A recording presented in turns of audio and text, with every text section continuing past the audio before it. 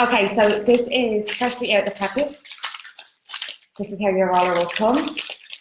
And it's in a casing also that when you're finished using it the first time, you can put it back in to keep it protected from any dirt getting there so that it's safe to use the next time.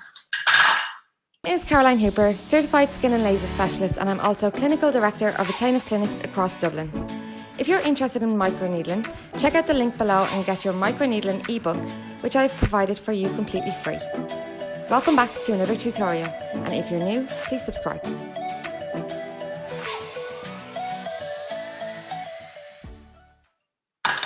So as I was saying, super important to have your skin cleaned, which I've already done.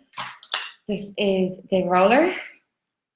It's got 540 needles. Sounds scary, but don't be afraid because they're so small that you're hardly going to feel them entering the skin. I'm an absolute wimp. If it was painful at all, you wouldn't see me sitting here doing a live video. I'm like the worst ever to have treatments done professionally. Okay, I'm just going to take my rings off because they're going to get in the way. Okay. So to apply your product, apply it onto the hands and rub it all over the palms of the hands, covering both, and then start on the forehead. Is where I always recommend with rollering. A lot of people would apply their products onto the full face before starting.